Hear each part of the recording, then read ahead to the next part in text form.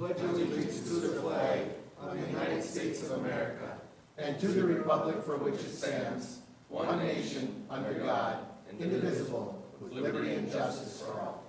Morning, everyone. Morning, Sheriff. Good morning, everybody. All right, you have your agenda in front of you. I need any additions or deletions. Not this time, Mr. Make a Chair. motion to approve, Mr. I Chair. have a motion, I need a second. Second. I have a motion and a second. Any more discussion? If not, those in favor? Aye. Opposed? Motion carried. Approval of the consent agenda. We have things on there. Is there anything that you'd like to talk separately, or do you want to approve, or I'll need approval for the full consent? Mr. Chair, I'll make a motion to approve the consent agenda All as right, is.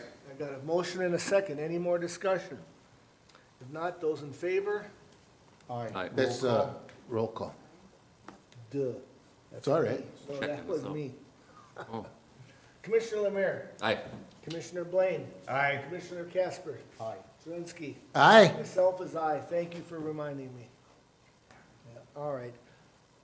Motion carried. We have new people here from Fish Trap Lake Improvement. Please come up. No, I don't think, I'm there. Line here.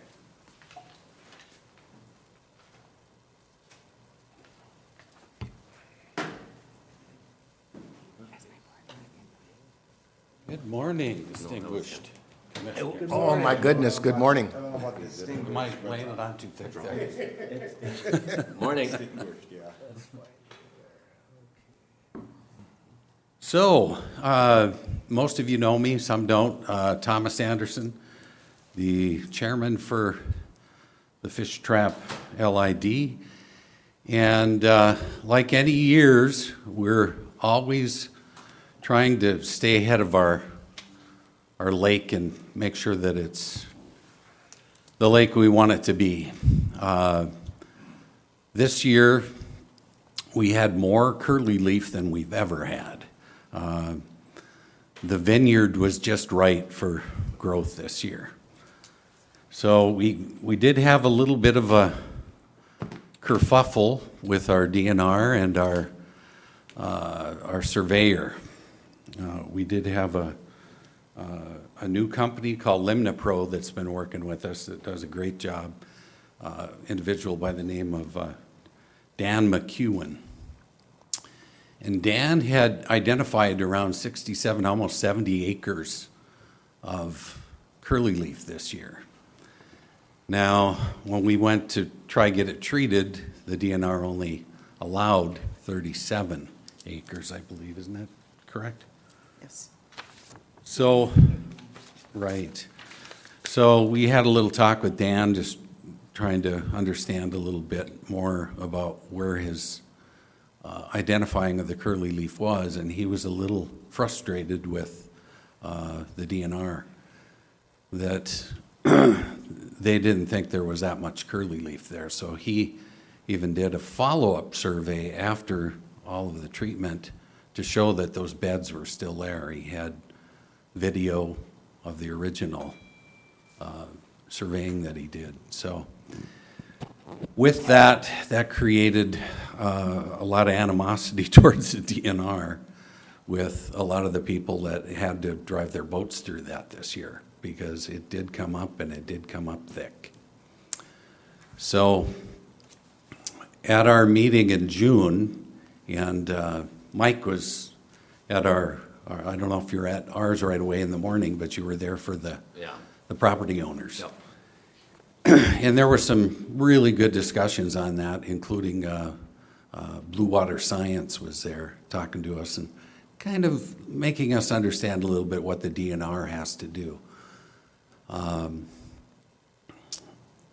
With that said, through the year, people were complaining and giving me calls about what they could do, and there were some remedies for people next to their shore, and that was to use the harvester that would come in there and cut off the top part of that curly leaf.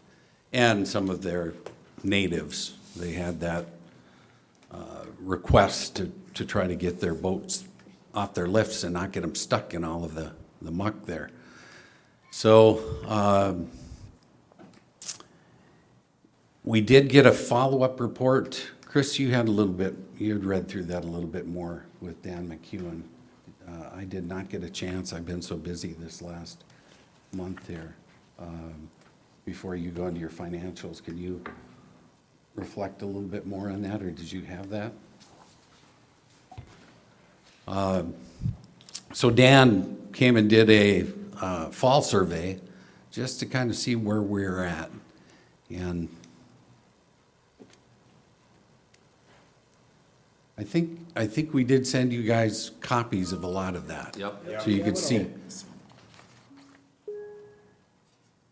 So maybe we don't have to go into detail on that. So with that, I think I'm gonna let you speak with Chris just about the financials, what that's gonna look like when we have to treat that much more curly leaf. Mr. Chair? Go ahead, Jeff.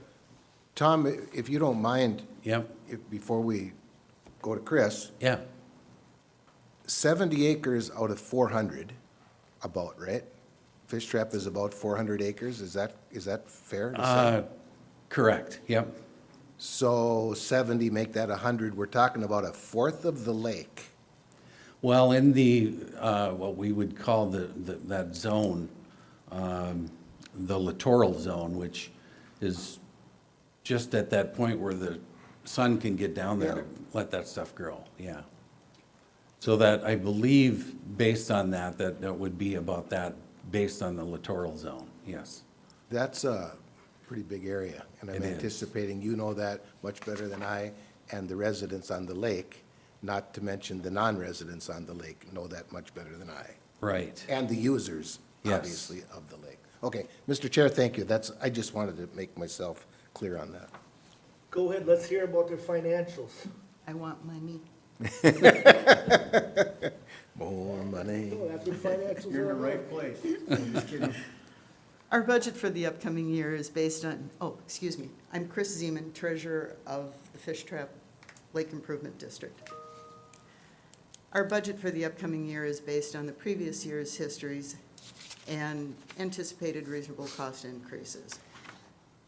We started '24 with a balance of $24,500, and we had expected assessment revenue totaling $33,000.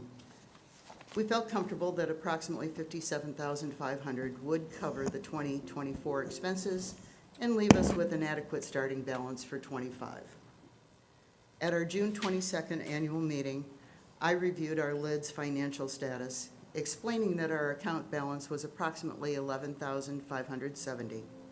We had not yet received the first installment of the '24 assessment, nor had we fully paid the curly leaf treatment invoice. Upon receipt of the assessment installment, and after paying the remaining curly leaf invoice, we would have an account balance of approximately $13,000. Still expecting an additional $2,500 in expenses, we would have a $10,500 balance. That amount, plus the second assessment distribution, would likely create a year-end balance of approximately $26,500. As you can see from our budget sheet, we estimated $34,000 for 2024 curly leaf treatment, based on Lake Restoration's statement that this year's cost should be less than in '23. And in fact, '24's treatment cost was $7,800 less than last year. However, I explained that that would not have been the case had the DNR approved treatment for all the curly leaf acreage identified by Limnipro, the survey company. Lake Restoration treats the curly leaf. Limnipro has identified the material. Only 39 acres of the 67 identified were approved by the DNR for treatment. Had all 67 been approved, it would have cost more than $49,000 instead of the $28,977 that was billed, and likely would have created a negative account balance by year end. That statement, as I explained at the annual meeting, created significant discussion with the audience regarding potential treatment acreage and cost for '25. Concern over a possible account shortfall if more acreage was to be approved, resulted in audience members suggesting an assessment increase for '25. And in fact, the president of our Lake Association, Scott Schnuckel, also suggested budgeting for 70 or more acres. An increase to the current assessment amount of $100 to $150 per property owner for '25 was suggested. We took an actual hand vote of the property owners in the audience. 31 of the total possible property owners voted for the $150 amount. With majority agreement from the audience, Tom Anderson moved to have the '25 assessment be at $150. It was seconded by John Schoblum, I believe, and it passed.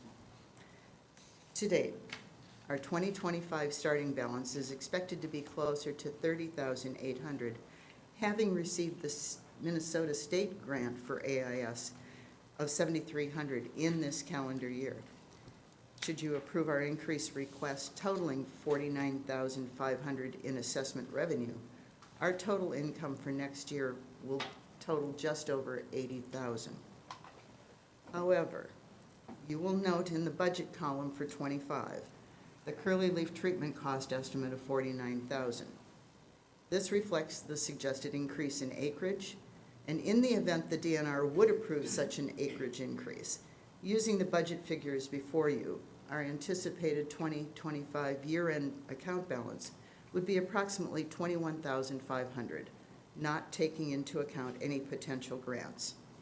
Should the DNR's actual acreage be proved to be less, and should we be awarded any grant monies, we will definitely reevaluate the 2026 assessment amount. We respectfully seek your acceptance of our requested $150 per property owner assessment for '25, Commissioner Lemire? and thank you. So your account balance now is what, 11,000 you said, something like that? We have currently, as of the end of October, 16,800. That wouldn't hurt to have that a little higher anyways, it does come in low, so.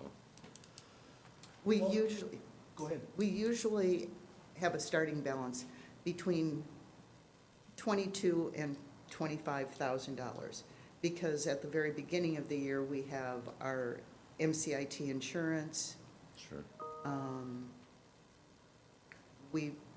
In May, we will be printing our postcards for announcing the annual meeting date and voting for the LID board members that are up. And timing-wise, the county's property assessment monies come in after the fact. Sure, yeah. We still have not received Your fall, second and half. that would be probably at the end of this month. Yeah. And then Tom, how's the clarity of Fish Trap? You know, the clarity has been fairly good, which magnifies those weeds. Growth, yeah. I think more than anything, as you were at that meeting, we've had a lot of high water. So the water being high, you would think that it would take a little bit longer for those weeds to top out, but they topped out right away. And they were a nuisance. Yeah, so the clarity's been really good.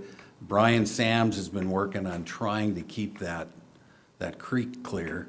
We've just had a lot of bogs. Those bogs float up, get lost. They want to go down that chute and get caught in the creek. And once they start fixing that, you can actually see things start to stabilize a little bit more, so. Great. Good report, thank you. Mr. Chair, Go ahead, Commissioner Casper. thank you. Question to you, Tom. What was the reasoning the DNR would not allow you to spray more of this curly leaf? Well, upon first visit on the phone with Chris Jurek, she said that they just couldn't find it. That was the reasoning. And then, of course, talking to our new surveyor, he felt like that really hurt his integrity because he was trying to tell us it was there and that he did have video on cameras when he went over that area. He seemed to be a pretty techy guy about what he was finding and how he was finding it. And then later, as we were listening to Blue Water Science, we were hearing that throughout the state, that was kind of a norm, that a lot of treatment, of course, you're throwing a lot of aquathol in the lake, that he thought that it might have had a little bit to do with the fact that we just didn't want that much, they didn't want that much aquathol in the lake. But that's not the answer I got from Chris Jurek I see. at the beginning of the year. And it So, proved to be a fact that the It was curly leaf there. was there. Yeah, Okay, thank you. yep. Commissioner Blaine? Thank you, Mr. Chair. Tom, you had mentioned before, and I missed it, the assessment per parcel for 2024 was $100 per property owner. $100, so we're going to 150, so. Correct, yeah. And then you mentioned at the annual meeting when this was proposed to increase to $150, that it passed. Was it, was it overwhelming support, I would assume? 31 out of 40 some people. We took a physical hand count. There were 40 appropriate property owners. You might have had a husband-wife combination, but it's only one vote per property owner. Of the 40, because we monitored the entire audience, they all had to sign in. My husband happens to be treasurer of the Property Owners Lake Association, and we called out names. Of the 40 that could vote or express agreement, 31 of those agreed to the $150 assessment for 25. And unlike some of the other lids, we only do one assessment per household, if you want to call it that way. Somebody might have multiple properties, but they only get One one assessment. assessment. Okay. The other two lakes up there in Commissioner Lemire's district, they're your neighbors, or three of them there, Alec and Chaminade and Crookneck did not, as I recall, did not have, huge increases in curly leaf, infestations in their lake. They maybe had a little bit of increase, but nothing compared to what you guys are facing Right. here now. And I guess my thought is you'll be able to, breach some understanding with the powers to be, or those who think they are the powers to be at the DNR, to help you guys get your arms around this, because you have a jump in that much coverage in the lake. If this would happen again to the same degree, all of a sudden, we got some Right. significant problems on the lake up there. Exactly. Yeah, Blue Water Science, I'm trying to think of the guy's name, Steve McCombs. McComas, had a really good example of that there was a lake that they didn't treat it, and it finally got to the point now where now it's just managed, and it was horrifying just hearing about it, Yeah. that they couldn't do much with that lake anymore. So we want to be proactive. We No, want to be able to get this stuff before it gets too bad. And you guys have always done a tremendous job in the past of not only managing your finances and understanding with all the property owners and the lake owners out there, but also, managing that resource up there that's very valuable to the county, and certainly to all the residents up there too. So, I applaud you for what you've done in the past and what you're looking at doing here now. But if you don't take those steps, you don't want to be in the situation that you just shared with, now we have a lake in a management position, or versus something that can be enjoyed. Correct, yeah, and as we start to follow through the state, starry stonewort is one that's starting to show Yeah. up everywhere. We don't need more of these things. Yeah. And, it's, we did not have the water flea in there this year, so that was good as we did those tests. But there's a lot of boats coming from different parts of the state. And we wish we could control all of that. And we do try to let people know and educate them. It's, again, with like the zebra mussel, still people are so stupid about, Yeah. you know, I took my bait bucket and I brought it over to another lake. What's the big deal? There's no zebra mussels in there. Oh, I beg to differ. If you're in there in July, there's a lot of them. They're just microscopic. And so they have no idea what they do when they do that. So I've asked people, what are they like, what, you know, you are emptying your bait bucket. Well, I don't see why I have to do that.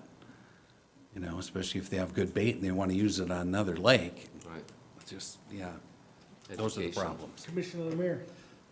Well, I just have a question on the CD3 cleaning station. How's that been being utilized? I believe that should have been included in your packet of information. Okay, I didn't read it. The report comes to Amy, I believe. Yep. I didn't see it. I have a copy of it. We had a little bit of downtime, I guess, at one point. The container that gets the weeds from the vacuum, it's not a pressure wash unit. Right. It vacuums and picks. And when that container gets full, it needs to be cleaned out. Chuck Salter from our Property Owners Association is really good about keeping tabs on that. And then we receive the data of the usage.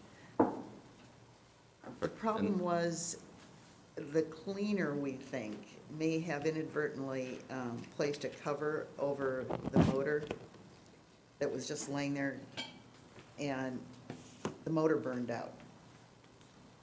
So there was a period of downtime because that motor is no longer being used in other CD3s according to the manufacturer. Brian Sams, bless his heart, once again, who happens to be the owner of Campfire Bay Resort. Such an asset to Fish Trap Lake, it's unbelievable. Anyway, Brian got the motor out, took it to a repair shop, got it put back in. And we also were able, when I say we, it kind of goes with the property owners, but the property owners also found a new motor.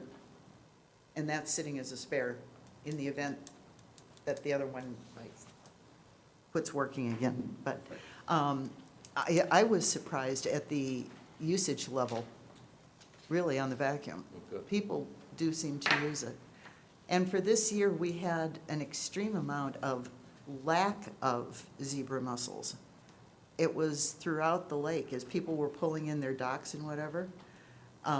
There were very little. Action Dock, who does a lot of the work for dock removal, was saying the same thing. That proves, back to Steve McComas's 2022 report from Blue Water Science, everything is cyclical. So the zebras may have finally eaten themselves out of house and home. There are still velagers, the microscopic new ones, floating around. But depending on snow cover and ice and lack thereof or not, and rain in the spring, we may see another significant outcropping of the curly leaf. But again, clear water, courtesy of the zebra mussels, but maybe not as many again. Perfect. And then don't forget to apply for the county AIS grant again. Yeah, we've got John Schobloom, one of our guys that has been doing a wonderful job on that. I clearly think that some of our fish are learning to eat them. That's what I was gonna ask you, but I didn't. Well, We've been That's what they training say them that anyhow. happens, yeah. McComas, Take care of themselves. Right. I'll make a motion to approve the Fish Trap Lake Improvement District's budget, I have a motion. performance plan, and levy. I'll second that, I have a Mr. motion, Chair. a second, any more discussion? I have a discussion. A question that I have, in your report, it states that you had 31 yays out of possible 40 that were there. How many voters are eligible We- on the lake? we have 331 property owners. So you have 331 possible votes? Yes, those are the households. And you had only 40 people show up? Well, that was in the morning. We have ours really early in the morning, and then the property owners have the rest of that time, that particular meeting. So then the venue gets a little bit, we get a little bit more people in there, so, but in the morning, that's what we had, about 40 property owners. Yes, but even though it's only 45 minutes before the Lake Association annual meeting, I think on average, at the very best, we might get 60 to 80 people, depending on. That, to me, proves that you guys are doing a good job, so. They do a good Yeah, job, yeah. so- Their meetings run smooth, Yep, too. there you go. Absolutely. Thanks. All right, anyway, we have a motion, a second, any more discussion? If not, those in favor, Aye. opposed, motion carries, you're good. Thank All you, right, gentlemen. well, We'll thanks, see you guys. next week. Best of luck to Yeah, you. yeah. Same to you, sir. We appreciate that you guys have our back, so. Thank you, Mike. Thank you. Have a great day. God bless you. Regular agenda. Nope. Oh, Amy, come on up.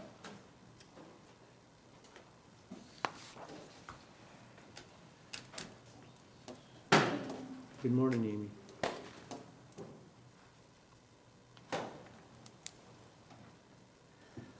Good morning, gentlemen.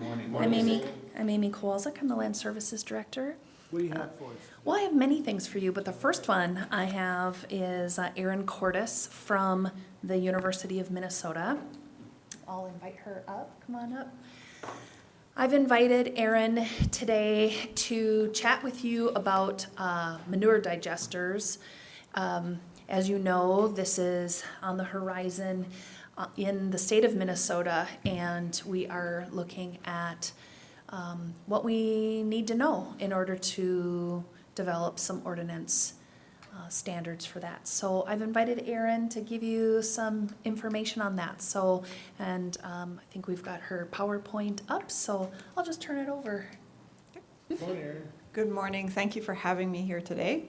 I'm an extension engineer with the University of Minnesota and was invited to provide more so some basic information and background on digesters, what they are, what they aren't, and looking at it from that farm perspective or implementation on a farm.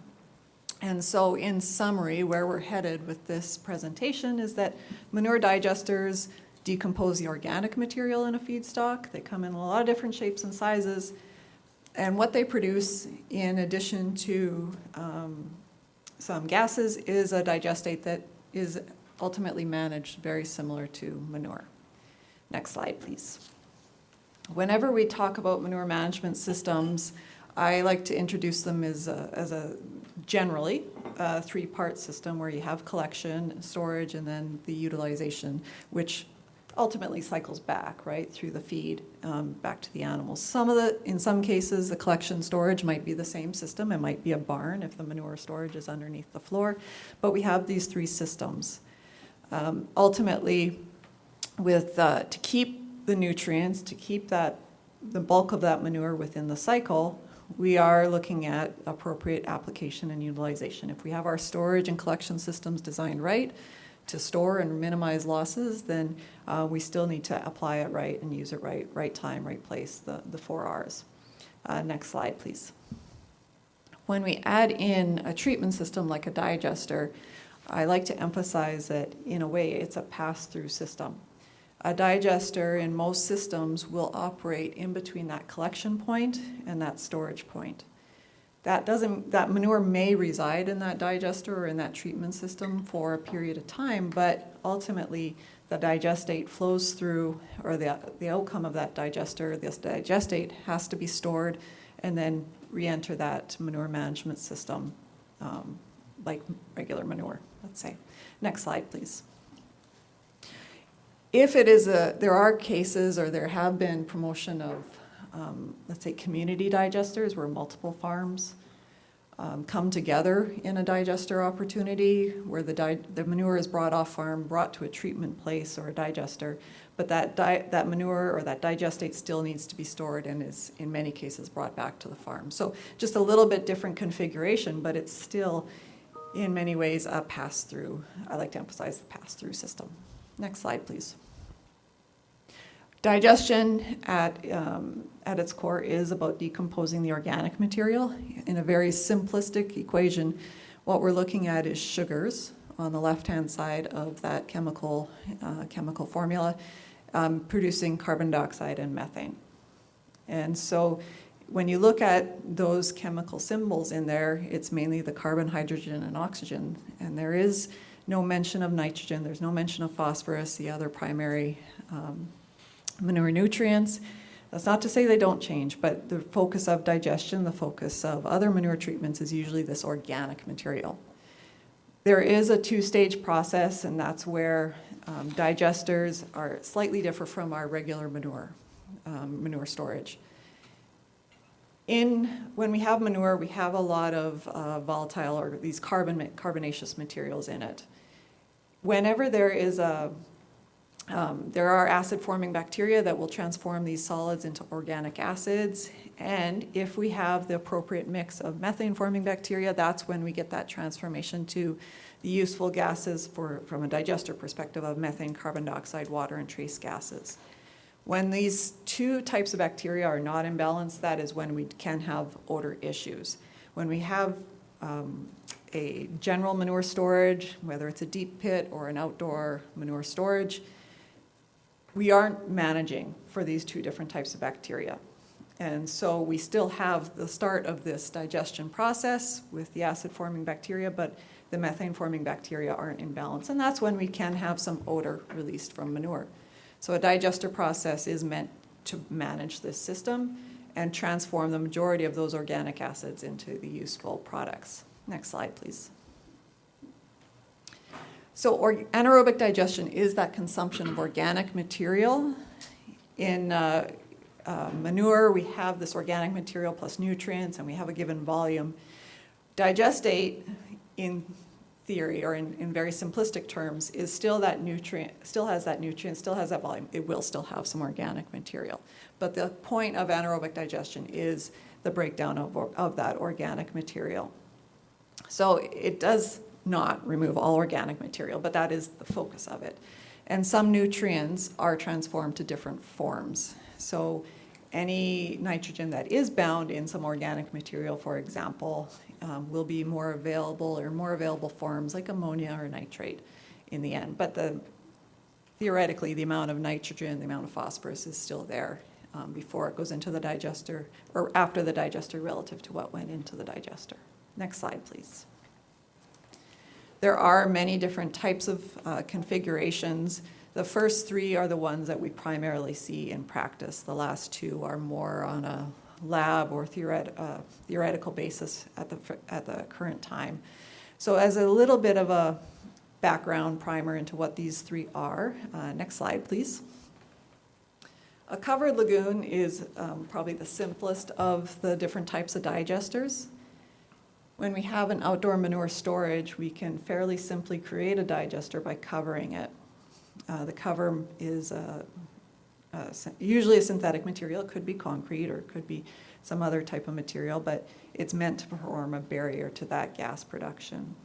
And so as manure or the influent comes into the lagoon, or the digester in this case, it has a hydraulic retention time.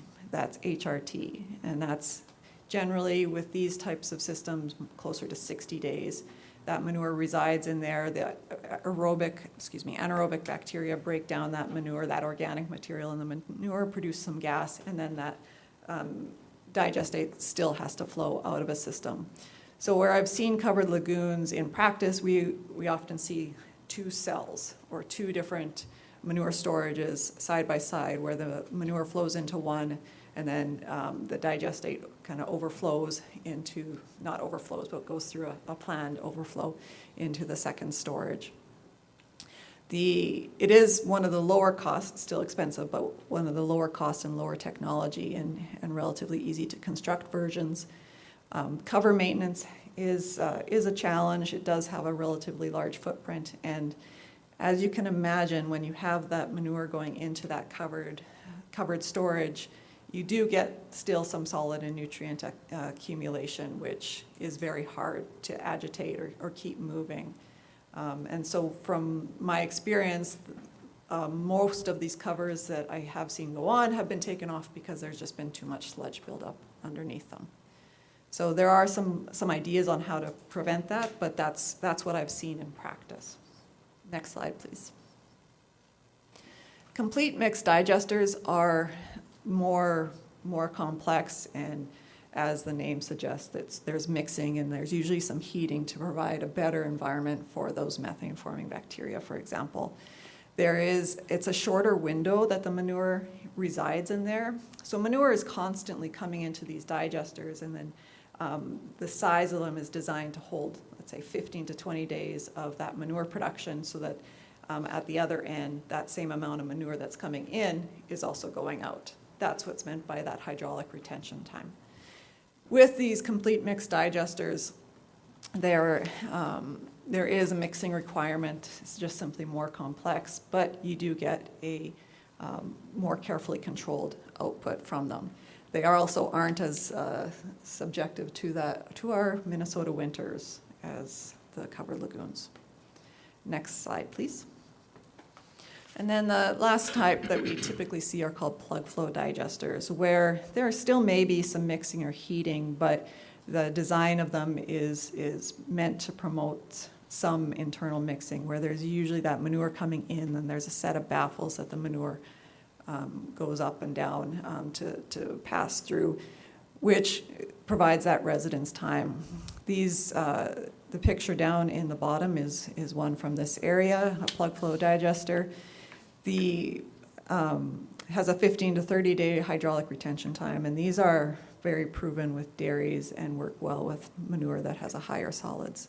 So pros and cons to each of these three different formats and where they work and how they work, but the concept, the basics behind what they are and what they're doing to that manure is very similar.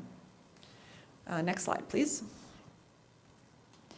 When it comes to the effectiveness or the results of a digester, it is hard to ascertain, in part because it's hard to measure what's coming off and what that impact is to the farm as a whole. For different gases, this information comes from the Air Management Practices Assessment Tool, which is put together by Iowa State. It's a really good resource for summarizing air quality impacts for most treatment technologies as it relates to livestock production, in particular swine. But with the air quality effectiveness, when we look at specific gases, we see with ammonia there's a very variable reduction. It could produce an increase if a lot of that nitrogen is converted to ammonia and then not trapped. But there may be still a reduction. Ammonia is very susceptible, or the ammonia emissions are really susceptible to what that pH of the manure is once it's in storage. Hydrogen sulfide and odor. Hydrogen sulfide, not generally reported. Odor, there are reductions reported. Again, odor is a sensation, so it is hard to measure, but typically see a reduction. And then a reduction in greenhouse gases as well, because those greenhouse gases, like methane and carbon dioxide, are being produced, but they're being produced in a controlled manner where they can be trapped versus being released into the atmosphere.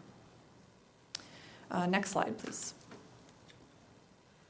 The odor and gas impacts are expected, but they're hard to estimate. We do have some tools available to us through the University of Minnesota to estimate impacts around a farm, around an operation, but the impact to the odor and gas, right, it's in that pass-through operation is one thing.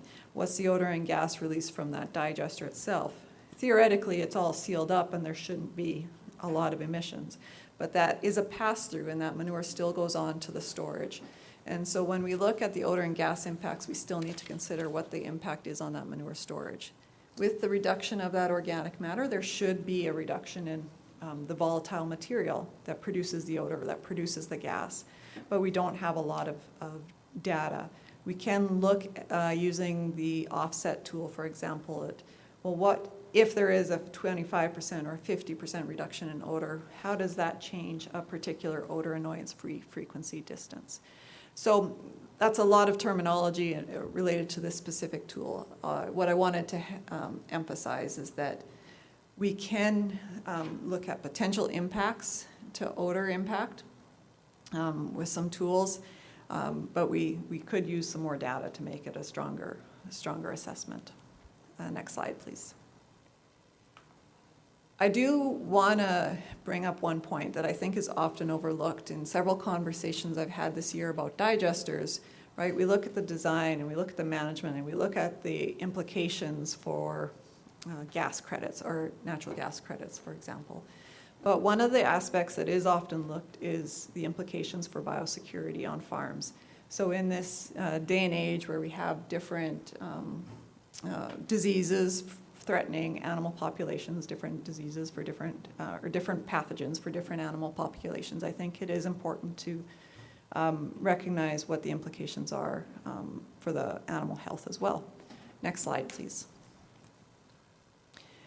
Whenever we have a facility, a barn, and this is a very simplistic picture of a barn, I'll admit, when we have a barn and then we have a manure storage, an outdoor manure storage, we want to maintain around a farm's perimeter buffer area so that the day-to-day operation or the day-to-day care of the animals is done within a given area. And if we can maintain what's in that perimeter buffer area, that's our first line of defense against the entry of pathogens. When we have a digester, there is potential for increased human and vehicle traffic. If that storage is, there was some graphics on this before, but if the vehicles related to the digester are coming in and off on the same roads as the animal care primarily is, there is an increased risk for movement. But if we can separate out where that digester is relative to the vehicle movement, relative to where we're doing the majority of care for the animals, that can increase improve our biosecurity and reduce the risk to the animals. Part of the reason I bring this up is that there has been questions about why we don't have more digesters on swine farms, for example. One moment, Commissioner Lemire. I'll let her continue. Oh, okay. Maybe she'll answer my question. Okay.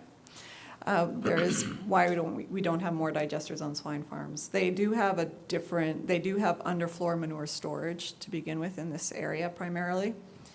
And so I mentioned that digester is a pass-through. So the manure would have to leave that deep pit, have to be treated, but it still needs that digestate after digestion still needs to be stored. And so where does that go? And there is a concern about bringing it back on farm from a biosecurity perspective. So that's one of the concerns, or one of the reasons I wanted to bring up biosecurity, because that question has come up a lot. Did I touch your question? Yeah, kind of, but is that something that counties can regulate, is the biosecurity when they do a permitting process or something with the digesters? I think, well, with counties, you're often involved in some of the roadway and the traffic decisions, or maybe that's more of the township, but I think consideration of where the vehicles are and coming and going with a digester, it is often operated as a separate entity nowadays. So I think more so an awareness is what's important, and where if we can keep more of that management of the digester separate from the management of the farm, I think that's an improvement for biosecurity. That's only going to benefit the farmer anyway, so he should be open to the idea of being more biosecurity on his own property. Exactly, yeah. I mean, biosecurity biosecurity plans are a farm decision, and so it should be part of their consideration, but just wanted to make some of those points, bring awareness to And them. those are good points, but if you go around the county, a lot of these egg producers, farmers, they have signs up everywhere. You know, They do. They don't want people to come in because, again, of disease control and that sort. So I think to their benefit, they don't want a disease in there. They're going to be a lot more, to answer your question, a lot more diligent about who Yeah. comes and who goes. But it might mean construction of new roads, right, to facilitate that on someone's part, Yep. Next slide, please. The permitting and oversight of digesters depends on that main feedstock, and these are some rules that have recently been changed, and you may already be aware of them from the MPCA. If the feedstock or that material that's going into the digester, the influent, if it's primarily manure or over 90% manure, it is operated under the feedlot permit and land application governed by feedlot rules. If it's primarily manure, basically between 50 and 90% of the manure, there is it can be under an individual feedlot permit, meaning that the permit is individually set by that farm and just has some special circumstances. But the storage, if there are significant other byproducts that are added to that feedstock, that storage of those byproducts may require an additional permit, but still, the land application is still governed by the feedlot rules. And then an air emission permit may be needed as well. Next slide, please. Mr. Chair, if I may, Go ahead. and I apologize for interrupting, but I No just want problem. to make sure we have clarity. When you're talking about, in the previous slide here, the other feedstocks outside of manure, are you talking about an instance where an operation may bring in additional manure from other farmers, or are you talking about another feedstock going into the digester that is not manure? That's a good question. This would be definitely, if the other feedstock is an industrial byproduct, maybe a food waste, for example, a different type of product. The question you raise about if it's manure from another farm, I don't know. I'd have to double check about whether that's would fall under the manure only or the primarily manure. I guess the other question, and this is just like way out of the box thinking, but there isn't applications where an agricultural biodigester is also used to handle human waste. I'm not aware of any, no. Okay, thank you. Yep. If I may, Aaron, maybe you're gonna get this here too. Again, the biodigesters such as that we're looking at and these other egg producers are looking at, they wanna be close to a meth line or whatever they call it. Yep.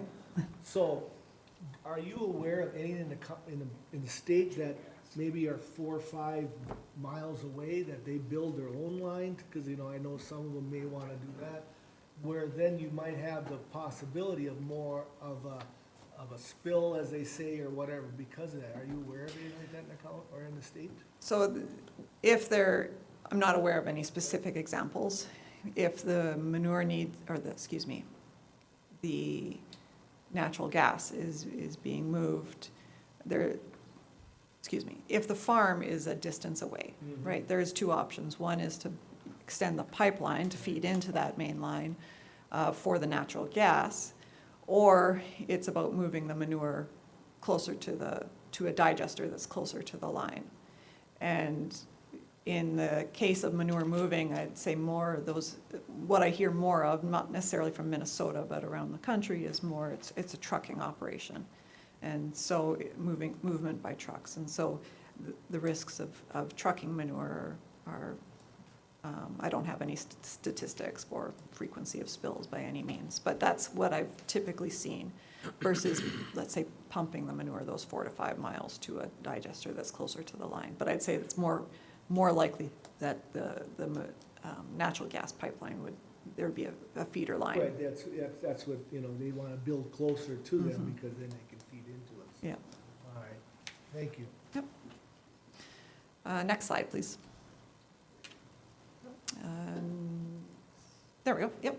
So when it comes to the land application, the goal of our permitting program and rules, regulations, and best management practices is to prevent pollution of water from manure. To use that manure at agronomic rates, because it's not only protects the environment, but that's where it's of most beneficial use for our crops and feed production as well, and then observe setbacks to waters. So depending on the permit, but for the digesters that we see going in, they are on the larger farms these days.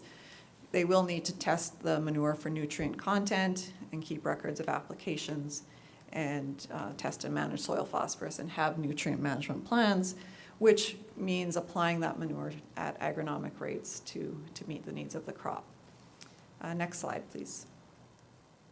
So one of the questions that I was asked is, well, how different is the digestate from the manure? And this figure is not overly easy to read. I do have data in the next slide in a table form. But if we look at this information comes from Manure DB, which is a product that we just launched this last year. We take manure samples from labs across the country, the manure analysis data from labs across the country, and it's all aggregated and anonymized. But we can pull up data for the Midwest region, for example. So that's what I did here. I pulled up dairy manure data, looked at if it's in the database classified as some form of liquid manure, basically not a solid manure, and looked at the nutrients in that manure. There was thousands and thousands of samples. I also did that same search, but I limited it to what was classified as digestate. So if farms sent in samples and labeled it as digestate, that's what's been averaged here. If you go to the next slide, it might be easier to pull out some specific numbers. Now, there's a lot fewer samples of digestate in this database than there are manure. We're talking a difference of 48 samples for digestate versus 10,000 for manure in the last 5 years or so. But if we look at the differences in characteristics, when we talk about manure, because of its variability, we tend to focus on the medians and sort of the 25 to 75% of that data. When we look at the medians for nitrogen, for example, our nitrogen content for digestate, the median concentration is 0.3 with a fairly small range of 0.2 to 0.3% nitrogen, total nitrogen. That's the digestate. If we look at the manure, again, it's a fairly similar range, 0.1 to 0.3. So the digestate, with obviously different number of samples that go into these numbers, does have a slightly higher total nitrogen ratio. More of it's been conserved, it would suggest, but very similar numbers. As you go down that list, if you look at phosphorus, potassium, sulfur, and even ammonium N, the numbers for characterizing the digestate are very similar to what it is for manure. And so this is where, when I approach manure management, it's still a manure type product that we have to manage. And the properties of that digestate, they have changed. Hopefully we don't have the same amount of organic material in there, but as long as we test that digestate regularly, as we would in a nutrient management plan, as we would as part of our permitting programs, we can manage for those nutrients that are in that manure. Next slide, please. So just come Can I back ask to a my question conclusions. while we're on the chemicals? Earlier you said the plants are more easily, the ammonia Plant is available. more- Yeah, can you explain what that means? Yeah, so whenever we have nitrogen in manure, it's in a couple different forms. We can have nitrogen that's in ammonia form. Ammonia and nitrate are, a plant can uptake those nutrients fairly readily. We can also have nitrogen that is bound in organic material, like proteins, or might be bound in basically those solids that are in the manure. And so when we break down that organic material, it frees up that nitrogen to then form ions like nitrate or ammonium. And so then it's more plant available. Basically, this is an engineer talking soil agronomy, right? But basically, I see that nitrogen as being protected by that organic material and bound by that organic. So it's more easily absorbed by the plant after it goes through the digester? Yes. Do we have to worry about the amount that is applied then, even though it looks like it's the same? It looks fairly similar and different numbers of samples here. So if we're doing our diligence in a manure application plan, we look at the total nitrogen, but we'd also look at that ammonium number to recognize how much is available because that's going to be, the ammonium is an indication of how much nitrogen is available in the first year. But we still look at that nitrogen as some carryover into the future years. And so it just means that more is available in the first year. Interesting, thank you. Yep. I think this is the wrap up to the presentation. Again, just coming back to some of the main points, that digestion is about decomposing the organic material in a feedstock, whether that's manure or food waste. It comes in different shapes and sizes. On farms, we tend to see plug flow. We're seeing more complete mix digesters or forms of complete mix digesters going in. But we do also still have some covered lagoons. And the digestate that's produced is still a material that should be handled very similarly to manure. Despite having that manure database, we hope that that encourages more people to sample, because I didn't highlight the range of data that you saw maybe in the graph, but there's still a wide range. And how do we know where any individual farm is? We need to sample on individual farms before land application, which is part of the permit program to begin with. With that, I did leave some contact information at the end of the presentation if you have some follow-up questions after, as well as some resources. Amy, do you have anything to add to it? I just had a question. So, well, actually, maybe not a question, but a point. I was at a conference recently, and there was a presentation by the pipeline. And they had said that there is, for those digesters that are not close to a pipeline, they are trucking the natural gas to a line.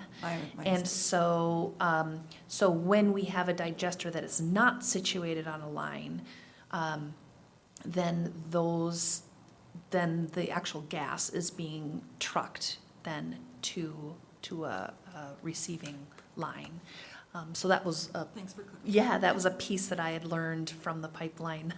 And so I had that. And then the other question I had was in the digester where you have the agitation and the heat, you had said that the gas does not escape, but I assume then that gas is then converted to natural gas and methane, and then I'm assuming it's got to go somewhere. So my understanding is that the methane may be flared, and then the natural gas may be collected. Because with that biologic action, there is gas produced. So can you talk about kind of how that's, Yeah, sorry. When we have the digester process, it is producing that methane, it's producing carbon dioxide as well as some other trace gases. That methane is going to be compressed into the natural gas. okay. So when we talk about natural gas, it is that methane. There will need to be some cleaning processes to remove that carbon dioxide, some of the hydrogen sulfide, and that's part of these digester installations that we see going in. But that methane that methane becomes that natural gas. And so in the figure that you see on the screen, you have these covers, right, which allow that methane and the other gases that are being produced in that digester process are accumulating under there, producing some pressure so that that gas that's underneath that bubble then flows into that cleaning and compression station. So there is, if the amount of gas that's under that bubble and the amount that they can clean at any one time doesn't quite match up, there is the opportunity to flare off that gas, so they burn that methane as a backup to producing that natural gas. In some instances, if there is no natural gas, maybe that methane is just simply burned to begin with, but the idea is that that methane becomes the natural gas. And then I just have one more question, and maybe this is outside your realm, but do you know for biodigesters that are already operating, do you know efficacy of these to produce a gas that is suitable to feed the pipeline? I mean, is it quite effective where it meets all of the specs for the pipeline to actually do that? Or, yeah, does that make sense? Because I'm sure that that natural gas has to meet certain criteria in order for it to go to the gas line. I was just wondering if you know how often that isn't the case. I don't have a very specific number for you. It is heavily wrapped up in that cleaning process, which is proprietary generally by the Sure. different operations that install these digesters. Different operations tout different types of cleaning Yes, processes. A digester is, in a way, an organism, and we're feeding a digester this organic material, and we're trying to keep it happy at the right temperature and feeding it the right amount. There are instances where something goes awry, like feed it something bad, or something in the conditions change, and it can set a digester back. It can reduce, let's say, the quality of that biogas that's being produced and drastically reduce its efficacy. That does happen. I would imagine you'd see that more with a mixed feed source than just a straight manure source from a working operation that doesn't I've change heard the of practices. Yeah, I've heard of both. We happened to be touring a digester several years back. This was out in a different state. But the day before, a couple days before, their digester went down because of feedstock from an industrial byproduct that Okay. basically hurt the microbes that were in the digester and stopped its effective operation. I've also heard of instances or been contacted about instances where, for example, on an operating farm, there might have been, let's say, a water leak, an excess manure buildup in one area or another, and then that manure still has to flow through the digester. And so even some slight changes to that feedstock in just a manure-only digester can upset the balance. Generally, it results in a pH imbalance that then hurts the microbes, and it can be hard to get back on track. So there are different ways that we can hinder the production in a digester. It is a carefully managed machine that takes a lot of people. Yeah, I was gonna say, that's probably part of the ongoing monitoring and management of the system when it's up and running. When it's operational, yep. Okay. Yeah, there's managing or monitoring of that feedstock to keep it consistent, and then just all the operational conditions within it as well. Thank you. Mr. Chair, I don't have any other questions at the moment. Lots of stuff here to swallow, gentlemen. Mr. Chair. Commissioner Casper. Thank you, Mr. Chair. Question to you, Aaron.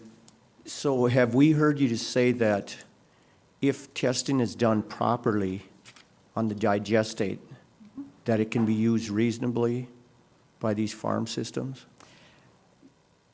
Right. If we look at with regular testing of the manure, which is required by a permit anyway for land application of manure or digestate, what you're doing with that testing is just recognizing what's in it, and so that you can apply it, use it as an effective fertilizer. Yeah. And apply it safely, Apply it safely. not overdo it. Right. I mean, we're still, any manure management is a balance of those nutrients that we're going on to field. Because we're trying to balance the nitrogen and phosphorus application to fields, and that's why there's also phosphorus testing, for example, whether it's manure or digestate. So it's not just an every year thing. When we have manure management plans, they're looking out over time as well. So who sets these standards in place? Does the county have to set those standards that the testing would be done? A feedlot program is administered through Okay. MPCA. There might be a local county feedlot officer that does that local permitting. It depends on the size of the operation and the type of permit. Very Mr. well. Chair, In most cases, farms that we're gonna see a digester on are gonna be under MPCA jurisdiction. Because of the For- animal units? Yep. Correct, for the number of animal units. And so that manure management plan oversight and review and submittal would be handled by the Minnesota Pollution Control Agency. Very good, thank you. Thank you, Mr. Chair. Mr. Zelinski. Thank you, Mr. Chair. Aaron, I'm not sure if this is a piggyback off of what Yeah. Miss Amy said earlier as far as transportation of gas Yeah. is concerned, but my anticipation is if we are actually transporting that gas off that farm, we're storing that gas on that farm. That's just my guess. So I see all the fancy pictures of the digesters and such here. We would also see a storage facility for that gas. Truck would pull up to that storage facility, fill the truck, and then transport it? Am I on the right page? Yep. Have you seen anything like that at all in the state of Minnesota?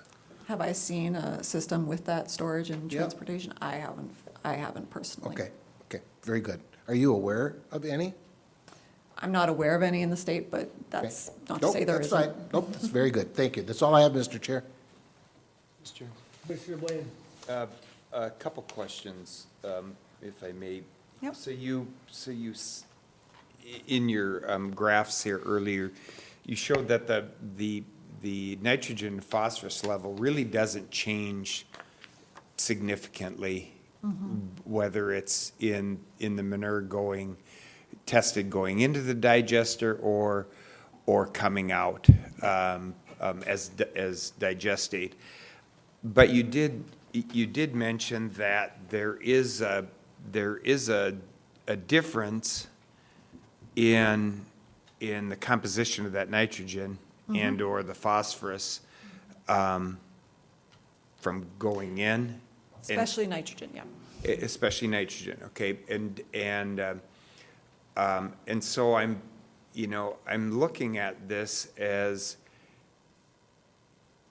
is it possible that a digester could be beneficial in helping us to protect groundwater resources, because we don't have we're breaking down the organic matter in the digestion process, and that's what holds that nitrogen for a greater period of time in the soil when manure is applied. Now, we'd have to balance that with the fact that now we have nitrogen, we have same amount of nitrogen, but more readily available, and it would be more readily available to the soil at application. You know, I can see this as a pro and a con to myself as a farmer and as a producer out there. You know, we like longer lasting nitrogen in the soil, so, you know, corn plants have that nitrogen when it needs it most, when it's closer to pollination, middle of the summer, rather Right. than having all that nitrogen spent earlier. But the longer we have significant nitrogen resources available in the soil, also gives us greater risk for, let's say, leaching and or infiltration to groundwater resources out there. That's where, and that's becomes part of our responsibility and focus, as in one of your first slides there, mentioning we have to protect groundwater resources. Could the argument be made that digestate may be able to help us hedge that risk to groundwater resources, because that nitrogen is not in the soil for as long a period of time? Say that's a risky bet.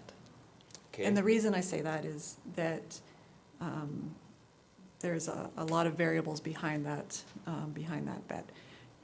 The nitrogen forms that would result after digestion, and it's not going to be all the nitrogen, but we will see more, let's say, inorganic forms of nitrogen, like ammonia or nitrate. So they are more plant available. And if we can get those nutrients close to the growing crop, let's say at time of planting, for example, where they have potential to be uptake, Yeah. then yes, that carryover nitrogen is lowered and sort of the unknown transformations are lessened. But there's so many variables, right, when it comes to any fertilizer application, any nitrogen application. We do need to be aware that nitrate is a form of nitrogen that can move with water Yeah. and is subject to leaching. So again, it's about putting it on the time, applying it to the crop when it can be used beneficially. Ammonia is more volatile, meaning that it's a greater risk for moving from the liquid phase that's in the soil into Going up the air. atmosphere, yeah. So that's where we cover, or we try to inject or cover that manure or that digestate after we apply to reduce that risk. So, there are still these risks with ammonium or nitrate applied to fields. But we know, or we have the mechanisms to try to manage that as well, just as we would with manure. So I wouldn't want to bet everything on digestate being let's say a benefit. I think both forms of manure digestate need to be managed in very similar ways, frankly, when there's land applied. And it comes back to those 4 R's that NRCS touts about, knowing what you have, applying it at the right time, applying the right amount and in the right place. Thank you. The other question I have is related to CO2, because we're living in a state where there's been significant focus on carbon emissions in the state. So in this process, as you described, there is CO2 that is produced in the digestion process. Is the amount of CO2 nominal that it's not a concern, or how that's handled, or can you help us understand? So what happens with that carbon dioxide and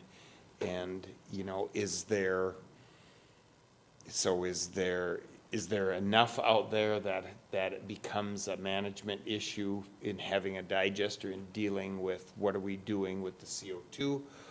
Or is it so nominal that it's let's say flared with your non-desirable gases and flare it off or whatever? Right, so if we are in the process of cleaning the methane Yep. for natural gas production, there are CO2 scrubbers, meaning that there are cleaning systems to remove the CO2 from that biogas into an inert form within these scrubbers, which are then replaced, just depending on the type of scrubber Okay. that it is. So that CO2 in a way is removed in that respect to produce a cleaner biogas, to produce a cleaner methane product that can convert to natural gas.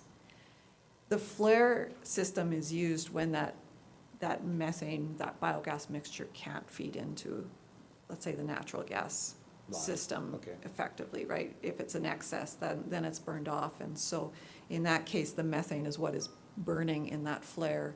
The CO2 is, CO2 is produced in a combustion process, but that overall, if we're flaring the gas, if we're flaring the biogas, there is still an overall reduction in greenhouse gases relative to not flaring it, relative to just letting that biogas come off. Okay.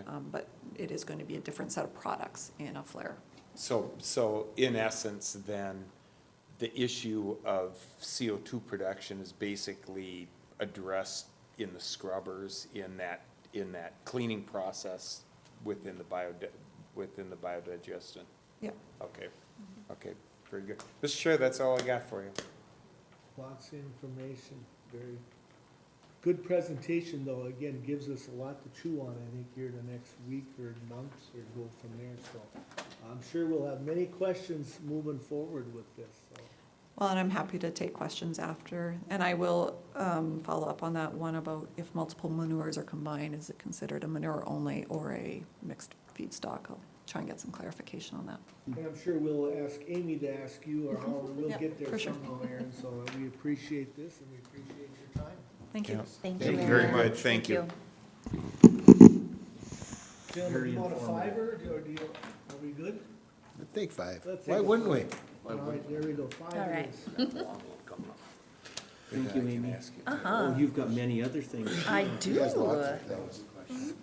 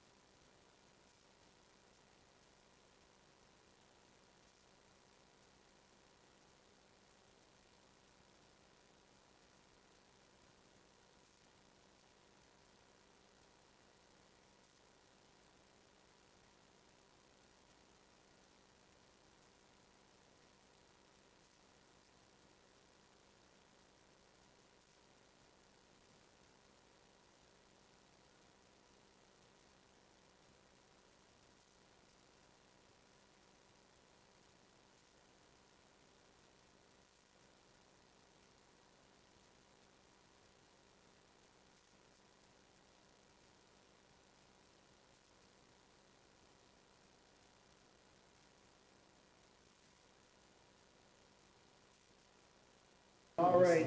Amy, what else do you have for us? Okay, Mr. Chair, the next item I have is to consider the conditional use permit request from Jerry and Maddie Beachy. And this is to establish a private cemetery. This was recommended for approval by the Planning Commission with 9 conditions. Would you like me to read those, Mr. Chair? Please. All right, number 1, an easement for public access to the cemetery must be established. And if the property containing the cemetery is sold to a new property owner other than the Amish church, proceeds from the sale of the land must be used to establish a perpetual care fund for the cemetery, or proceeds from the sale of the land be used to move the cemetery remains to a public cemetery. 2, cemetery must be platted pursuant to Minnesota statutes, chapters 306 and 307. 3, a maximum of 200 burial plots are allowed. 4, applicant must provide the Planning and Zoning Department with a 24-hour contact phone number and name. 5, the cemetery must have a drainage plan to ensure that storm events run away from the burial area. 6, applicant is required to follow local, state, and federal guidelines concerning the handling of bodies and the operation of a cemetery. 7, the corners of the cemetery must be monumented and the boundary of each burial site must be clearly marked. 8, accurate cemetery records must be kept and up to date. And 9, applicants must obtain all required permits and licenses required by government agencies. Thank you for that, Amy. I'll ask for a motion to approve or deny with the 9 conditions. Mr. Chair, I'm going to make that motion with the conditions. Thank you. I need a second. I can second that. All right, I have a motion and a second. Any more discussion? Mr. Chair, I have one question. Please. Amy, is it lawful in Minnesota to have your own private burial place? Yes, as long as it's platted. The requirement in law is that any cemetery be platted. And they are planning to do that, but yes. So if I chose to have my final resting place, let's say, be on my home property or my farm or whatever, that is legal to do as long as I would have that area platted. Platted and recorded, yes. Okay. Thank you, Mr. Chair. Commissioner Lemire, you have an in there. On this one, general information regarding cemeteries, it says burial of a body must be in a legally registered cemetery? Correct. Is that? I And don't- that would be the platted and recorded. That'll Yes. handle that part? Yes. Okay, that's all I need to know. So I thought the only way you could be, let's say, have that accomplished would be as if you're cremated and you had your final remains sprinkled, but, so we can dig a hole, just gotta have a plat. You gotta Correct. follow the, And then get the conditional use permit for the land use. We never get a chance to talk about morbid things here. Mr. Chair, I don't think this is the first cemetery that has No. come before this board. It's not, We've it's had not. Yeah. First in my tenure. Oh, maybe, Yep, maybe. so I'm loving the education. and they came with very well, information for the planning commission, and that was well vetted by them too, so. Yes, Absolutely. Mr. Chair, they already have the survey Yep. done and all of that, so they're well on their way to getting that. Commissioner Lemire, I know there was one phone call against, and then there was one individual that came to speak in favor. Did the township weigh in at all on The this? township was notified of the request, but I did not receive any sort of comment or any questions from the township. Okay. Thank you, Amy. all right, gentlemen, we have a motion and a second. Any more discussion? If not, those in favor? Aye. Opposed? Motion carried. All right, thank you. Mr. Chair, I have one more item for you today, and that is to consider the conditional use permit request for Bruce Holman. And this is an after-the-fact request to continue a junkyard. The Planning Commission did hold a public hearing on this, and they recommended denial of that. And so here this is in front of you for consideration. Gentlemen, I'll ask for a motion and a second for approval or denial. Mr. Chair, I'll make a motion to go by the planning commission's findings of fact and move to deny the conditional use permit. Okay, I'll need a second, and then we'll get into the discussion if need be. I'll second it. All right, I have a second. Any more discussion? Just to give you guys a little information, this is not a public hearing. That was at the planning commission, so this is how we move forward with any of the permits that come here. So again, the applicant, I believe, well, we were there, commissioners, it was very well vetted. The recommendation from the township was not to have the permit approved or to approve the permit. So again, we have good information. I don't know, Amy, do you have, pretty much you have all the information here in front of us, so we appreciate that. Yep, Mr. Chair, the township at the public hearing did provide a series of photographs, and I did email those to you because they were a part of the record. Yeah, otherwise I don't Okay. have anything, Mr. Chair. Again, it was very well vetted. Again, we always, can go to the planning commission and we listen to what both sides have to say. So, gentlemen, I have a motion to deny and I have a second. If there's no more discussion, Commissioner Casper. Yeah, question, Amy. So, the planning commission did deny this. They recommended They denial, recommended deny yes. it? But I'm wondering, if it is denied today, what can the people do to, can they represent their case after cleaning up place, or what do you see? Mr. Chair, this is an ongoing violation, and so then we'd be handling that with the county attorney's office. There is a 1-year waiting period for a second request.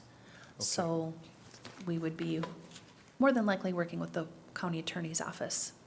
Very well, thank you. Mr. Chair. Commissioner Zelinski, please. Mr. Chair, thank you.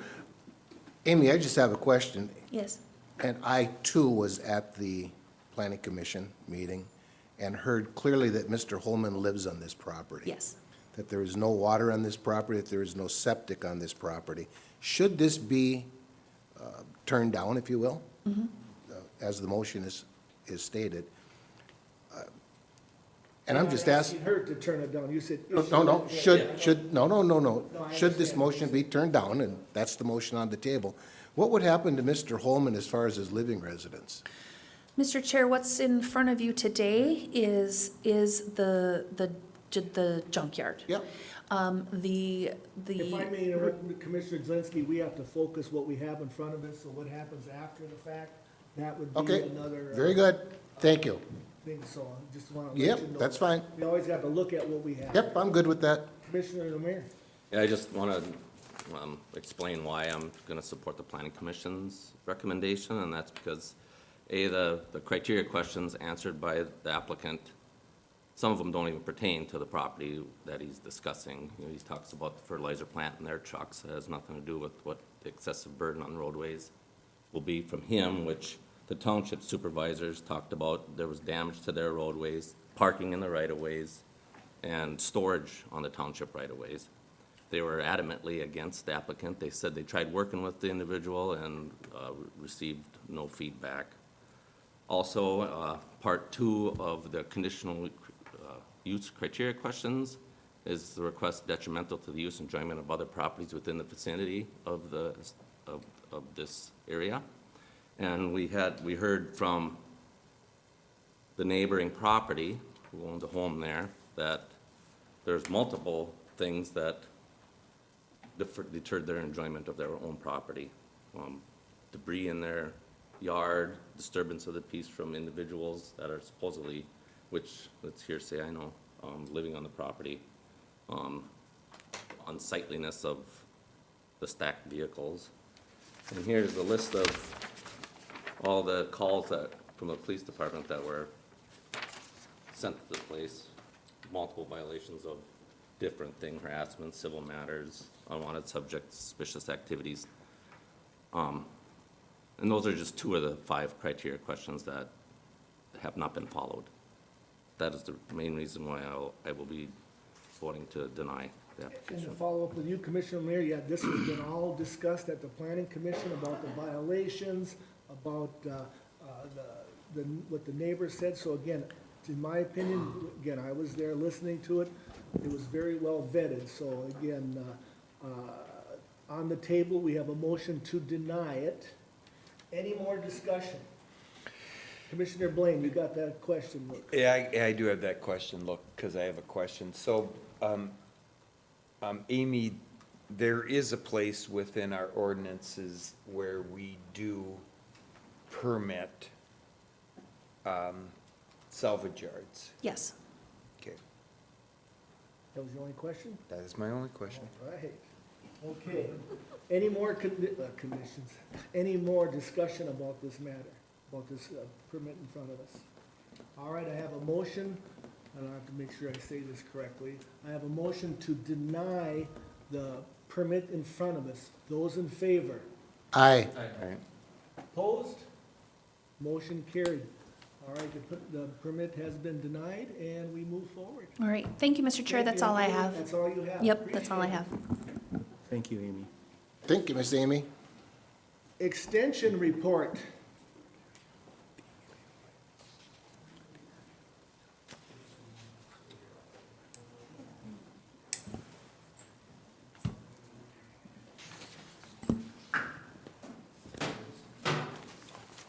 Good morning. Good morning. Morning. You have someone here for us. Well, I was just going to say, you all know who I am, but I have a guest with But you me. can also introduce yourself too. We always appreciate you being here. I'm Becky Moe from the Extension Office, the 4-H Extension Educator, and this is, I'm Jackie Estrom. I'm one of the new extension educators for Morrison County as well as Stearns, Benton, and Sherburne. My area of focus is sustainable agriculture, so I'll be mostly working with row crops with kind of a sustainable ag focus, so implementing soil health practices and managing irrigation, things of the like. Welcome. Thank Welcome you. aboard. And how long have you been in Morrison County? This is what, about a month or two? Yes, second month. Yep. Second month. Wow, lots of experience already. Mr. Chair, it was Jesse, right? Jackie. Jackie, thank you. Thank you. All right. So who's giving the presentation? You, Becky, or I Jackie's? have just a couple of things I wanted to share with you, but I wanted to Please. give Jackie a chance to introduce herself. Within the report, I just wanted to mention some of our end-of-the-year wrap-up things are going on. The 4-H year ends September 30th, and our new year began October 1st. We, of course, went through State Fair, our State Shooting Sports and Wildlife Invitational, the State Horse Show, our Northeast Livestock Show that was hosted here. In our annual awards program, I did want to mention Northeast Livestock Show. We had 36 youth there, and the entire show was up 60 youth from the year before, and so we're growing that. It's awesome to see. Some of our statistics so far, enrollment, and that's a continuous process. We have 155 youth currently enrolled. We should peak up closer to about 220. As the holidays go, it gets a little slower, and then they remember. Of those 155, 18 are brand new to the 4-H program. And we have 64 of our volunteers currently enrolled, and we should peak at about 80. Volunteers are enrolled every 3 years, and then they have to renew either their background check or their safety of minors training, and so that's a few of them need to do that yet. As the new year starts, we're looking at the chartering process, and our individual clubs go through chartering as well as the county program. And chartering is our commitment that the club gives to provide quality learning environment for youth to be able to grow and discover leadership opportunities through their meetings and through educational opportunities with their project works. And they're committed to provide that in a group setting with at least 3 families and 6 youth in each club, and so that's the minimum. As we go through this process, there's some financial aspects. We do report to the IRS as well, and so that process has been ongoing and will be finished hopefully this week, and that gets all of our clubs into a ready-to-go state, ready for the new year with all of their activities, and the Federation as well. Thank you for that. Jackie, what do you have for us this morning? So Put you on the spot. yeah, I know. I feel a little put on the spot. No, that's okay. So Dana said that she wanted to share. She's hosting this Thursday is the Dairy Advisory Committee meeting. This one's going to be a special one. There's going to be a couple of speakers. One of the speakers is on beef and dairy crosses and how farmers can kind of implement those and benefit from those in their herds. And then the other is there's a tax accountant speaking on kind of end-of-year tax savings and how growers can kind of manage their tax liability. Yeah, I guess.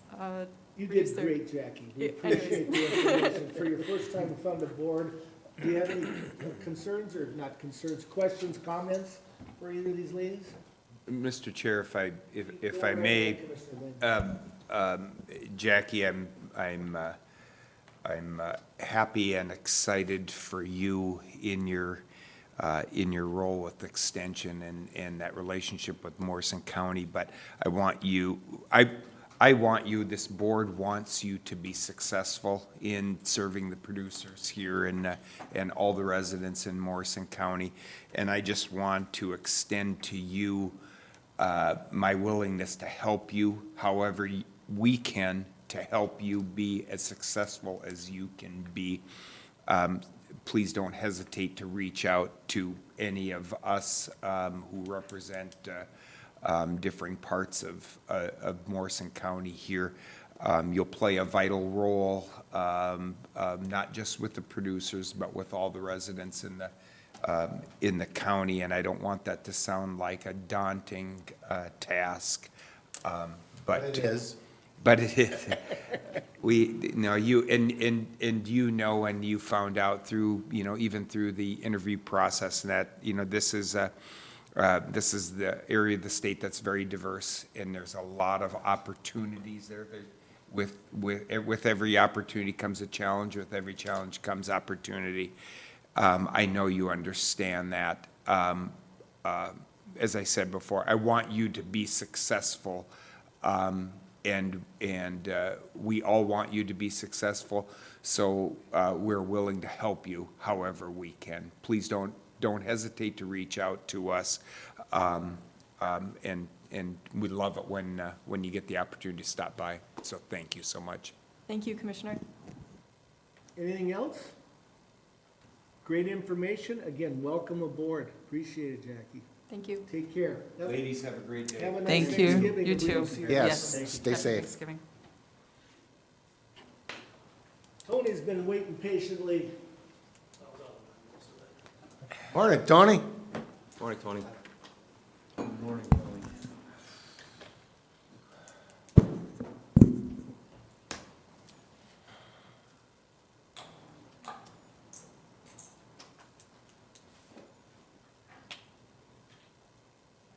All right. Good morning, Mr. Chair. Good morning, Commissioners. Tony Hennon, Morrison County Engineer, Public Works Director.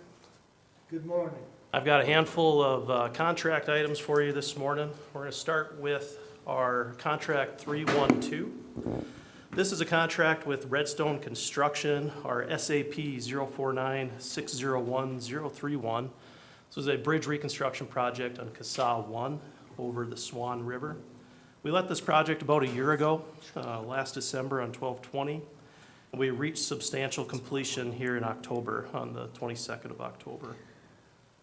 With the substantial completion, we've reviewed all the bid items. We have a final contract amount of $1,065, $1,065,021.04 for a final contract amount. There's one change order on this project, just shy of $4,000. With that, I'd request authorization for a resolution for a certificate of final payment for contract 312 to Redstone Construction. Contract 312, this will be a roll call.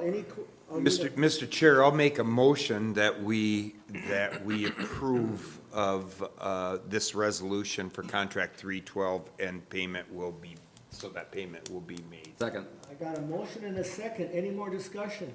Yeah, Mr. Commissioner Chair, Casper. just a quick question, Tony. How did that final number come out versus the original bid?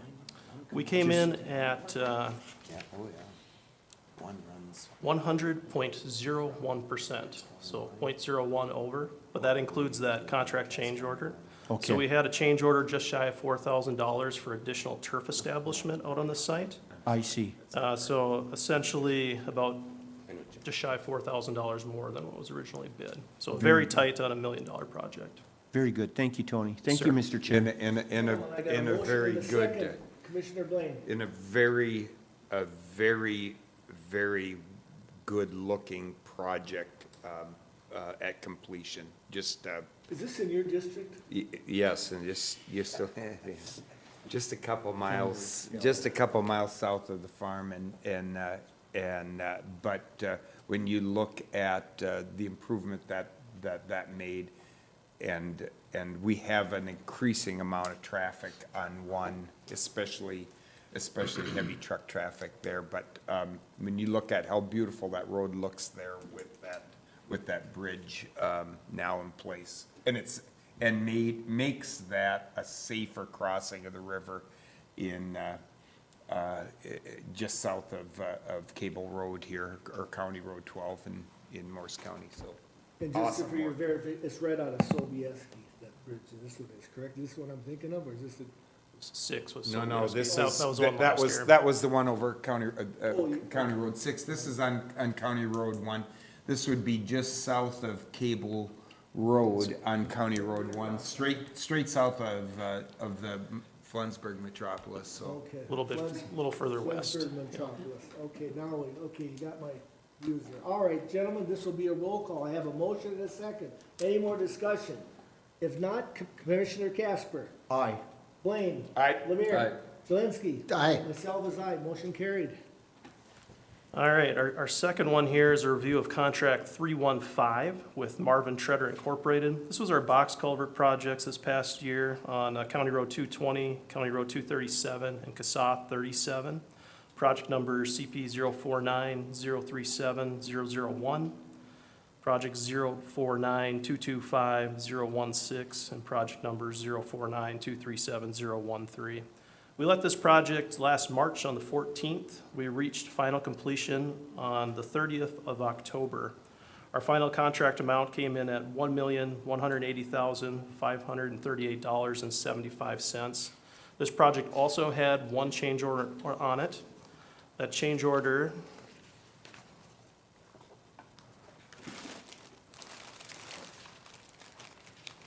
totaled just shy of $19,000 at $18,980 to the project. However, what this did was it deducted 24-inch pipe on the project and added a 36. When we field verified this spring, we found an error, so we moved to the 36-inch diameter pipe.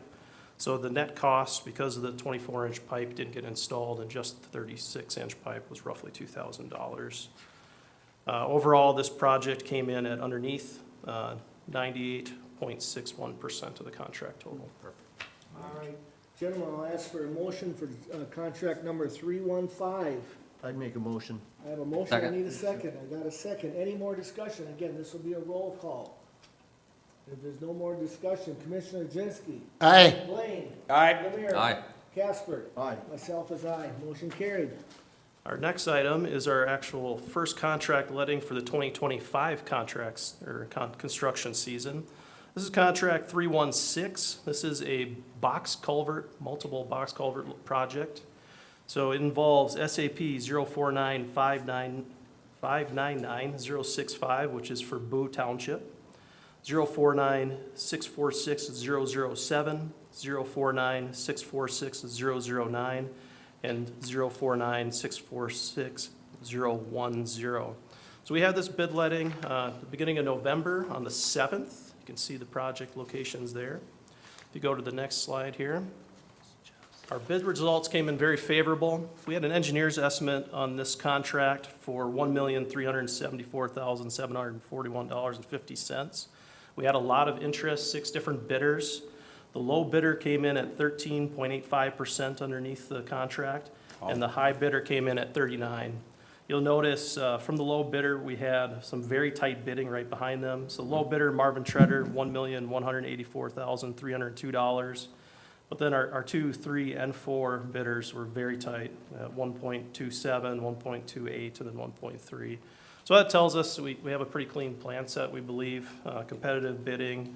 We're very happy to get that amount of bidders on this project for next season. I would recommend to award contract 316 to Marvin Treader in the amount of $1,184,302. Gentlemen, Motion this- to approve, Mr. I have Chair. a motion, I need a second. Second. This is not a roll call, this is all in favor? Aye. Mr. Chair, I have a question, Oh, go ahead. if you don't mind, We're please. good yet. Tony, pretty insignificant question, maybe in the big picture. What's the lifespan of these culverts that we're putting in? So these new culverts are concrete box culverts, so they're designed for 75 to 100 years, so that's what we're hoping for. The ones that they're getting replaced, one was actually a cast-in-place culvert from the Okay. early 1900s. Okay. And it's gonna be really nice to see that one go. That one has additional timber that's built off the side of it, which leaks a lot of dirt, so it'll be pretty nice to see that off our system. And then the other one was another box culvert that was a little sad. And then there's just some miscellaneous culverts that are throughout the project. And then the final one is on the Boo Township Road. So this past spring, when we were doing some bridge inspections with high waters, it revealed that that culvert was failing, so we ended up closing that township road down, or that bridge. And so we were able to receive some bridge bonding for the township and get that on side of this contract and let it with this one. Very good, thank you, Mr. Chair. I have a motion and a second. Those in favor? Aye. Opposed? Motion carried. So with that award of that contract, we were able to receive some funding for two of these box culverts. So we'll look at the first one. This is the box culvert over the Big Mink, SAP 049646007. And so we were able to receive some bridge bond funds through local legislation. This culvert qualified for it. So the contract total on this project was $476,542. And the grant amount, or those bridge bond funds, or the eligible items inside that contract, came in at $196,554.25. So we'll be utilizing our local state aid dollars to finish the rest of the project at $279,987.75. So I request to approve a resolution to execute this agreement accepting those local bridge replacement program grant funds. Gentlemen, need a motion? So moved. I need a Second. I got a motion, a second. This is a nice one. We're getting money rather Good job, than Tony. paying it. Good job, Tony, yeah.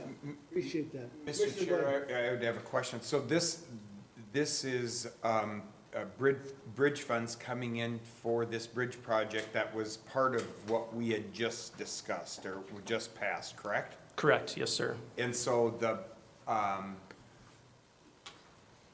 the amount of, we did not discuss necessarily that cost. We have an estimate, or we'll have an estimate for the cost on those culverts, or those bridges. This will reduce that number. Correct. So what this will do is provide additional funding. So prior to us awarding this project, as we go through different programs, the state of Minnesota oftentimes elects to do bridge bond funds. So they bond for the replacement of structurally deficient bridges inside the state of Minnesota. I believe these bond funds were allocated in 2023. That was the larger bonding year. We didn't have one in 2024. And what that does is any structures that are deficient can apply to receive some of those funds. To be eligible for them, one, the structure has to meet the criteria, but two, you have to have a full plan set designed. So we've been monitoring these bridges, as we talk about in our annual reports through our annual bridge safety inspections. So we've known these have been deteriorating, and we've slowly been putting some plan sets together.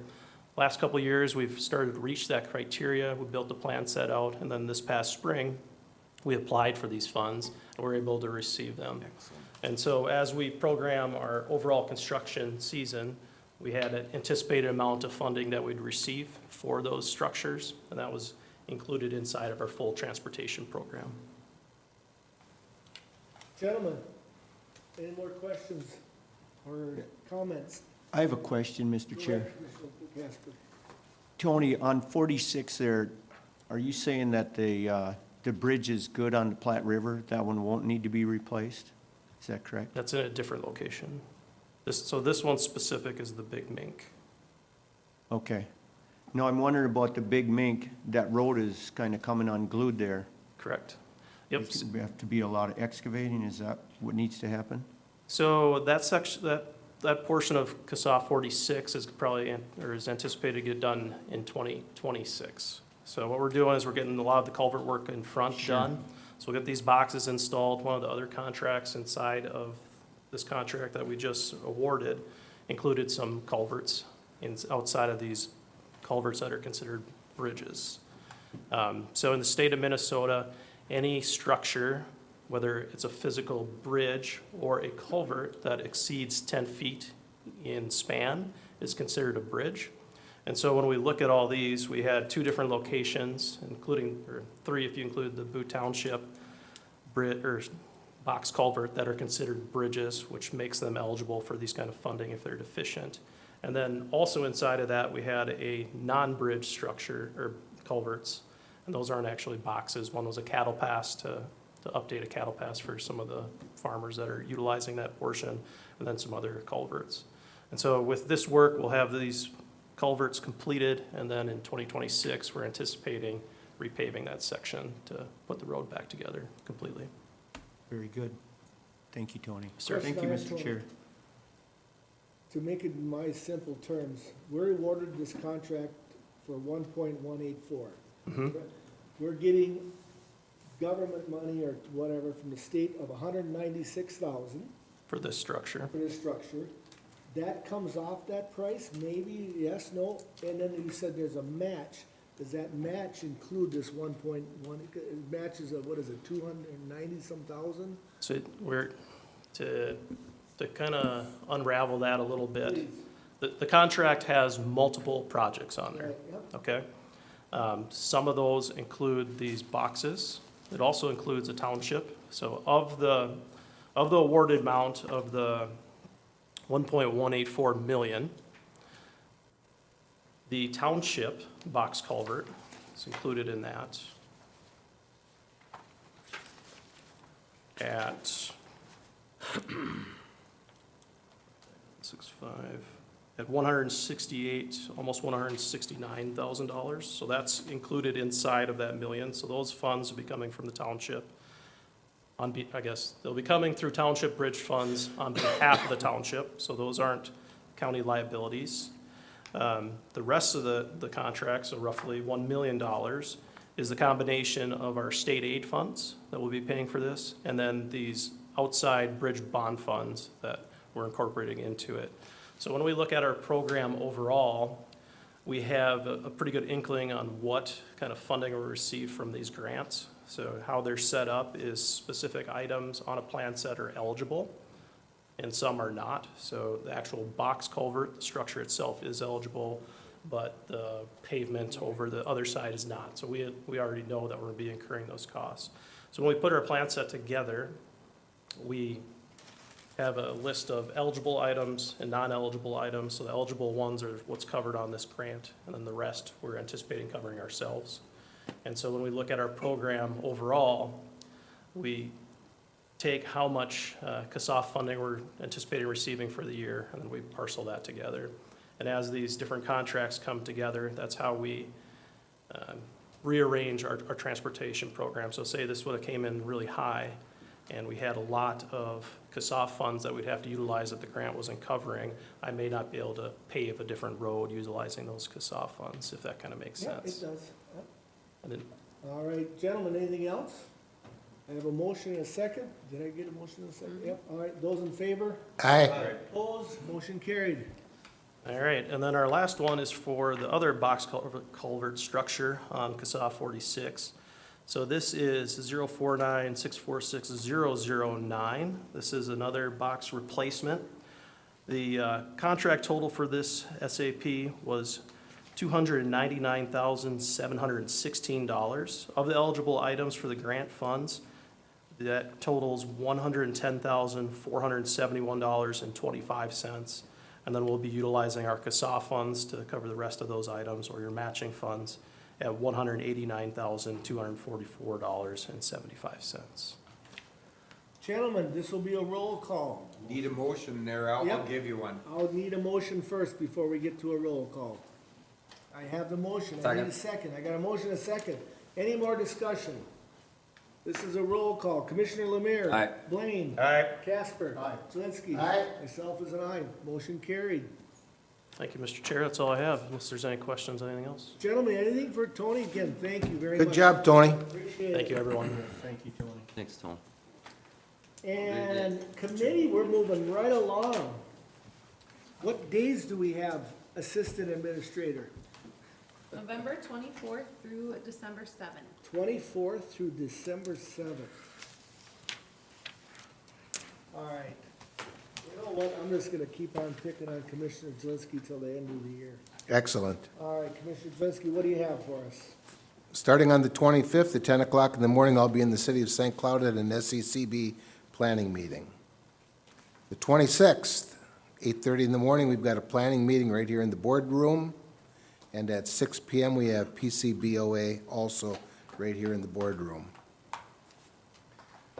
On the 28th, I'll be participating in the community Thanksgiving in the city of at the Falls Ballroom, just on the east end of the city of Little Falls. On December 1st, for everyone's information, from 11 o'clock until 1 o'clock, it's the Chaplain's Pizza Party at the VFW in Little Falls. On the 2nd of December, at 6:30 PM, Morrison County EMS meets downstairs here in the boardroom. On the 3rd of December, 9 o'clock in the morning, we'll have a county board meeting, and that's in the boardroom. Also scheduled at or about 10 o'clock is the cannabis public hearing. And at or about 11 o'clock, we'll have a closed session to deal with our attorney, Frank something or other from Wisconsin, if I remember right. Yeah, you're already on track. It's, Thursday, the 5th, at 10 o'clock in the morning, I have an SECB Legislative Committee virtual call on the 10th at or about 2 o'clock in the afternoon. I'll join whomever at the Little Falls VFW preparing for the Morrison County Holiday Gathering, which is presented this year by administration, which includes the board. On the 6th, at 8:30 in the morning, we have a planning meeting at Public Works, and that's all I have, Mr. Chair. did you say on this, yeah, Public Works, that's at Public Works, yep. Yep, that's correct. All right, Commissioner Casper. He has covered me, All right. Mr. Chair. Commissioner Blaine. On November 25th at 5:30, there will be Extension Committee meeting, That's here. and that is here up in the Extension office. On, so you know, Mr. Chair, on, because of Thanksgiving, on Thursday, the 28th, which is the last Thursday of the month, my Stearns Electric Board meeting got moved to to the prior Tuesday, the 26th. So I will be absent from our planning session on the 26th, the Tuesday, the 26th. Okay,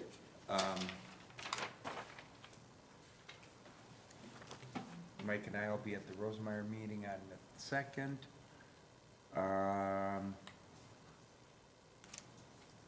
So, for clarification, so are we Commissioner Jelinski, because we're part of administration, are we working the floor, baby, on, for the holiday party? Someone's got to put it together. so yeah, you do the cleanup and dishes afterwards? Yeah. Okay. I don't know. We'll answer When that is that? question, we'll get that. So, we gotta, we gotta have, Boots on the ground. our tasks assigned to us, so we know what the heck we're doing. That'll happen, our assistant This administrator. isn't about fun, this is about service. We'll get that one. That would be- Anything else, Commissioner Blaine? Nope, I can't. Commissioner Lemire? Oh, jeez. Get yellow ribbon. I only got one on there. It's, Additional. the 27th of November, HRA, 9 o'clock. Otherwise, you're good? I'm Yep. covered too. We're all good. Gentlemen, anything else? Do we have anything from our assistant administrator? How about our acting administrator? We'll adjourn. 11:08, we're adjourned.